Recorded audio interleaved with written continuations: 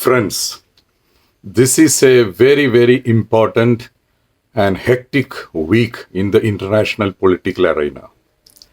You all know Finland has finally joined the NATO group, 31st nation of the NATO's.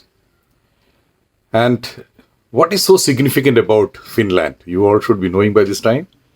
If not, it is the happiest nation in the world. That too consecutively 6 times they have taken this title. And another significant factor which is of concern to all of us, to the world also, is that Finland has been always having a non-aligned, that is a military non-aligned policy towards Russia or the earlier Soviet Union. There is a reason behind it. The reason is, in 1939-40, during the World War II, the Soviet Union attacked Finland, and it was a very messy war.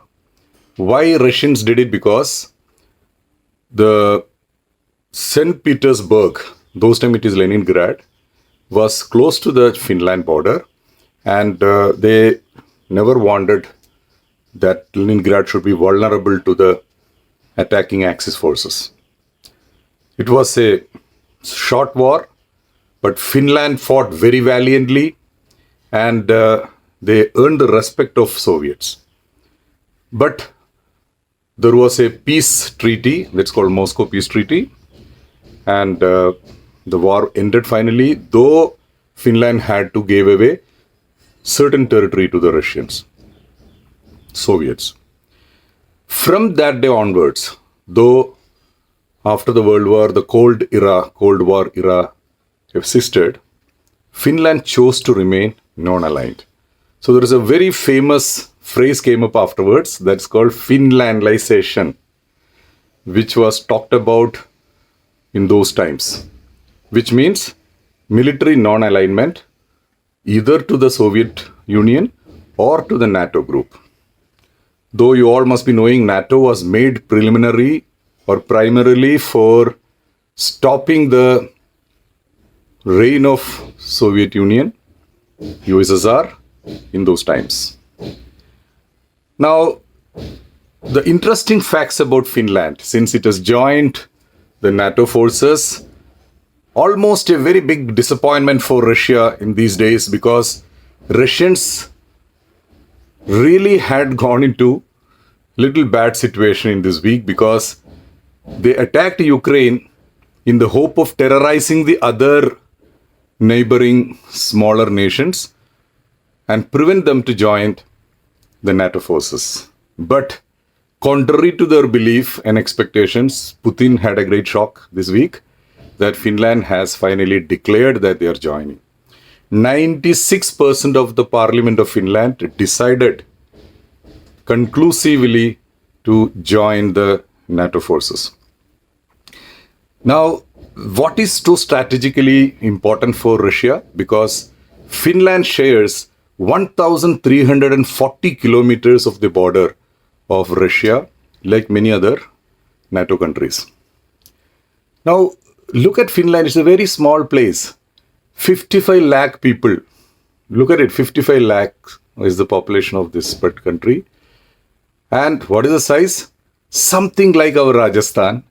That much is the size of these people. Though Rajasthan has got almost 6.5 crore people, here you look at it, it's just 55 lakh of people. But very valiant forces, very war-torn people, Nordic state, and this is the second Nordic nation joining NATO, like the Norways.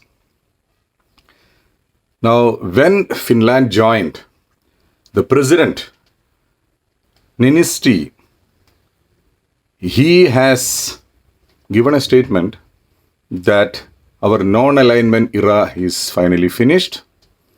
We can no more remain non-aligned in this very, very fast polarizing world. And a new era in the Finland has started after 70 years of non-alignment policy. Now, many other interesting factors emerge in this geopolitical situation. because just with Finland, Sweden also has been very keen to join the NATO forces, NATO alignment treaty. But the Turkey president, Erdogan, and the Hungarian president, rather Prime Minister also, Turkey and Hungary, both these countries who are also NATO allies, they had objections.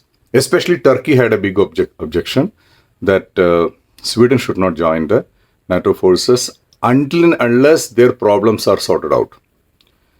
Because Turkey believed that Sweden is harboring certain Kurdish militants, Kurdish insurgents who are working against Turkey's interest inside Sweden, and they are protecting them.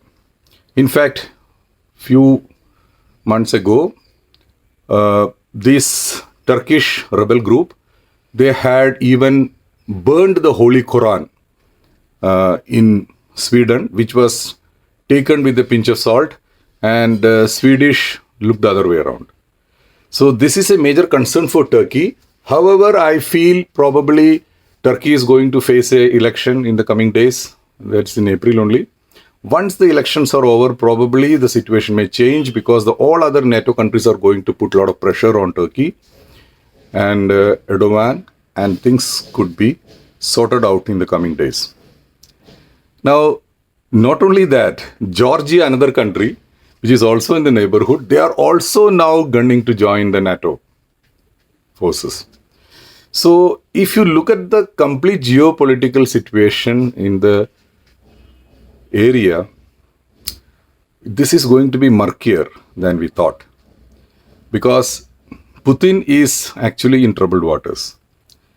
He attacked Ukraine in the hope that he will terrorize the other nations together, and they will prevail that the Soviet or erstwhile Russian the magnitude or their royal existence will persist in the area. But with this development happening in this week, things are not going the way Putin had thought over. Now, in the coming days, situations can be seen more murkier, because Putin has given a statement that he is going to reinforce the borders on the borders of Sweden and Turkey. But you all know, with the kind of war effort what the Russians are doing in Ukraine, and with the kind of help Ukraine is getting from NATO countries, Russia is getting weaker day by day. And all these kind of new developments are not to be taken lightly by the world, because if Russia is pushed to the wall, Putin is a person, or we all know about Putin, he's a daredevil. He can even resort to nuclear solutions. So, ladies and gentlemen, dear friends, let's see what is in store for the world and what's in store for the area altogether, because India, being a very significant player in this area, being a very close ally of Russia, and we are also quietly watching the scene and planning our next move. Friends, I'll be back with the new developments very soon. Good day.